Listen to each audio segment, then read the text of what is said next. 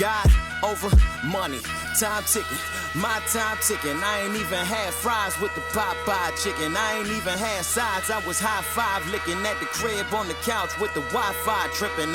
What's up? It's your boy Marcel Hall, and thank you for listening to the Hallway Podcast.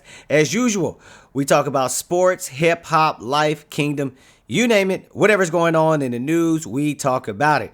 Today, we're going to be talking about the NBA All-Star Weekend. By far, the best All-Star Weekend in sports. Baseball is second with the Home Run Derby, but without a doubt, the NBA All-Star Weekend is the best of all sports.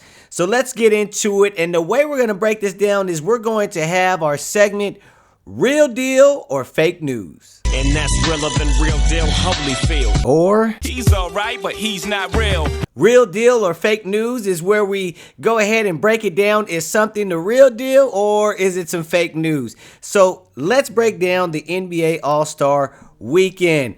First off, let's start off with the hip-hop basketball 2-on-2 tournament. He's alright, but he's not real. The hip-hop basketball 2-on-2 tournament, I think, missed the mark. I'll say this. All I saw were the highlights. Not sure if you can even call them that. But I didn't see the game. I just saw what they showed afterwards. And let's just say that was lacking some. I'm not dogging anybody. All I'm saying is this. I heard for years, or have heard for years, that 2 Chainz is or was a baller. That must be a relative term. And again, that's not a dog on 2 Chainz. It's more of a knock on the people who said he's a baller. Then they had some other guys in the game. Quavo, now he actually looked like he knew the fundamentals of basketball. I'm not mad at him. Have no idea who Jack Harlow is. Maybe I should, maybe I shouldn't. I don't know. And is he a hip hop guy? He looked more like he was an alternative singer. Then Lil Baby. I know Lil Baby's real popular. But what I heard and read real quickly was that Lil Baby should never touch a basketball again in public.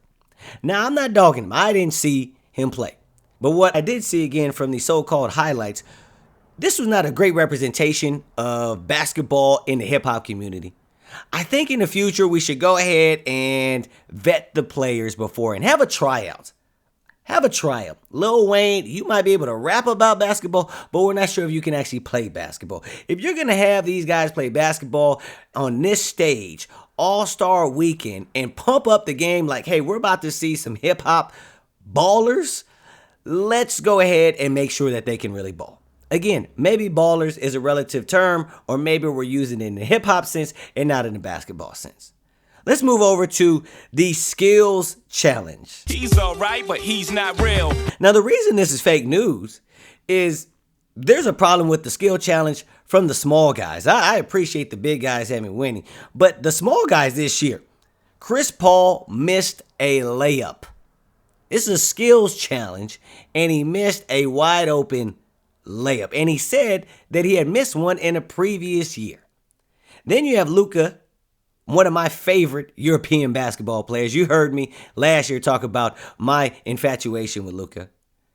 He looked like he was walking out there. I don't even think he took off his jumpsuit. The man walked in with a jumpsuit and strolled down the court.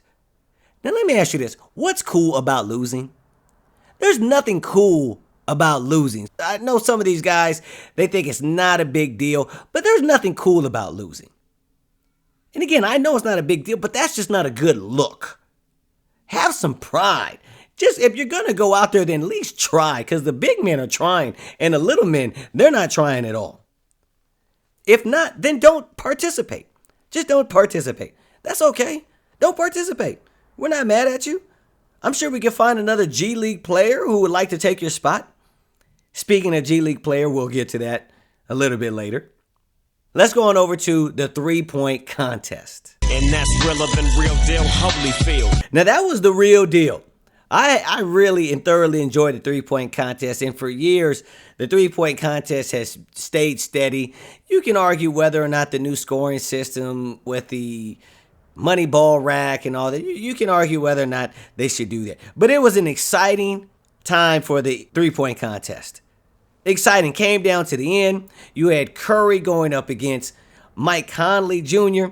And again, I don't know how Steph Curry ever loses this. The man can shoot. I guess if he ever gets focused or gets hot, without a doubt, he's the winner. But Curry was awesome. But I do give props to Mike Conley. He's 100 times better shooter now than he was when he came into the league. And I always liked Mike Conley when he came out of Ohio State. But now the man can shoot and did a great job. That was the real deal. Now let's get on over to the dunk contest. More specifically, Josh Smith. He's alright, but he's not real. Josh Smith judging the dunk contest. Not that he's not capable. The problem is, and why it's fake news, is that his scoring was off. What was Josh Smith doing? Honestly, what was Josh Smith doing out there? He gave 8 or 9s to probably the best 2 or 3 dunks. And then he gives this random 10 to a dunk that was it was cool, but it was by far like middle of the pack for the whole night. And he gave that one a 10. And once I saw Josh Smith, I knew we were in trouble. And you did too. Again, Smith was a great dunker, won the contest one year. But you knew you were skeptical when you saw him as a judge. Because we all know Josh Smith, that's the homie from around the way. Josh Smith is, that's the homie from the block. Baller. Had game, but poor shot selection. Was a great dunker himself, but a poor dunk judgment. Let's make sure Josh Smith is not allowed to be a slam dunk contest judge anymore. Now, in defense of Josh Smith, he wasn't as bad as Dwayne Wade. That's not saying much, but at least he wasn't that bad. Wade was so bad they changed the rules after him. That's right. Let's move over to the game itself. And that's realer than real deal Holyfield. I thought the game was entertaining. I'll be honest with you, I only saw the first half, but what I did see was very entertaining. Appreciate and love the fact that Curry was putting on a show. Damian Lillard put on a show. Giannis, the Greek freak, he didn't even miss a shot, so he was trying to put on a show. And so I thought it was a pretty good game. And overall weekend, considering COVID, I thought it was a solid weekend. So NBA, I ain't mad at you, okay? I'm not mad at you for the weekend. However, I do have some suggestions. I do have some ways in which we can enhance the NBA All-Star Weekend. Let me share this, and I'll share it for free as of right now. It's the NBA All-Star Weekend, in which we have all these skill challenges at the NBA All-Star Weekend. Here's what we need to do. We need to have only the All-Stars be in a slam dunk contest. Okay, we can actually do this. We can have maybe 1 or 2 come from the future All-Stars. The first and second year players, they play in that game on Friday night. We can have 1 to 2 from there, and then you have at least 2 or 3 more come from the actual players in the All-Star game. Imagine that. And it only makes sense. Because if you think about this, these are the rules for the skill challenge. They don't get random Joe to come over. They don't get Eric Gordon to play in the skills challenge. We don't get DeAndre Jordan to come in and play in the skills challenge. No, why? You get the All-Stars who are in the All-Star game. McDonald's All-American High School game. When they have their slam dunk contest, all the players are McDonald's All-Americans. I think even in the college, in the NCAA, all the dunkers were in the actual All-Star game. So it only makes sense that you have in the NBA All-Star Weekend, you have the actual All-Stars being the dunk contest. It's an All-Star Weekend. Who do you and I want to see? We want to see the All-Stars. How awesome would that be? I believe that would be the most anticipated dunk contest. If you had the All-Stars, the actual players in the game, actually competing in the dunk contest, that would take it through the roof.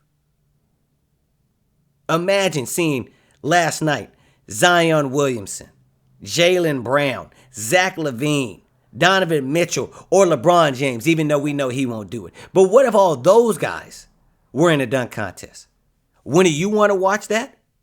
Wouldn't you want to watch that instead of who versus who? Yeah, who versus who? Every year we have, who is that? Who is that? I'll be honest with you. 2 of the 3 guys last night, never heard of. Never heard of. And that's the problem. Who were those guys? One of the guys was a G Leaguer. He's not technically in the NBA. He's in the NBA Developmental League, the Gatorade League. Now, I am not mad at him one bit. In fact, I applaud him. I'm happy for him. He got a shot, so I'm super excited for him. However, I didn't know who he was, and neither did you. I just don't think that's a good look for the NBA All-Star Weekend. I mean, even if the dunks weren't as creative, you would still prefer to see the All-Stars competing. Even if you didn't get these crazy dunks that you see somewhere on YouTube, the fact that you saw the NBA All-Stars competing and seeing who could be a better dunker, that would be phenomenal. It's a quick, simple, easy change. It is. Adam Silver, listen to my podcast, listen to the words that are coming out of my mouth, and make these changes today. It's simple. It will enhance the weekend. It will enhance the ratings. You pick 4 to 6 players from the All-Star team. You get 1 or 2 players from the Rising Star Games, first or second year players, and then you have them be the contestants in the dunk contest. That'd be phenomenal.